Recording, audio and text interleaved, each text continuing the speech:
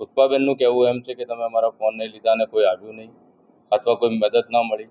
એટલે મેં એમને કીધું છે કે તમે એલિગેશન ના કરો, બીકોઝ મેં તરત ફોન લીધા છે અને રાત્રે 11 વાગ્યા સુધી ત્યાંના જે કોંગ્રેસના કાઉન્સિલર માનની અમીબેન રાવત બેન છે એમની જોડે હું સતત સંપર્કમાં હતો, અમારા અધિકારી ત્યાં હતા, એટલે મારે એમને કહેવું પડ્યું. અધરવાઇઝ આ જે આમની જે આખી રજૂઆત છે અમે શાંતિથી સાંભળી છે અને હું પુનઃ કહું છું કે ગઈકાલે પણ પ્રમુખબેન આવ્યા હતા, એમની રજૂઆત મેં સાંભળી છે અને જે પણ કરવાનું હશે અમે કરશું. આમાં કાર્યવાહી એવી થવી જોઈએ કે ગમે તેટલી મોટી ચમરબંધીનો સગાવાલા હોય કે પોતે કેમ ના હોય, પણ એ બિલ્ડરની રજા ચીઠ્ઠી તાત્કાલિક રદ કરો અને ત્યાં બાંધકામની પરવાનગી ના આપવી જોઈએ. જે અધિકારીએ જેને ઇન્સ્પેક્શન કરવાનું હોય સ્થળ પર જઈને જેને રિપોર્ટ આપ્યો છે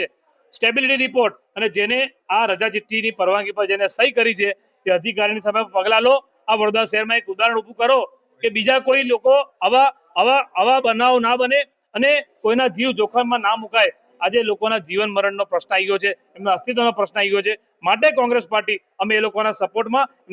એમને રજૂઆતને ધ્યાન રાખીને અમે અહીંયા કોંગ્રેસ પાર્ટી રજૂઆત કરવા આવ્યા હતા. જો આ બાબતે નહીં થાય, જે એમને કમિશનર સાહેબે વચન આપ્યું છે એ પ્રમાણે નહીં થાય તો કોંગ્રેસ પાર્ટી આ બાબતે આંદોલન કરશે.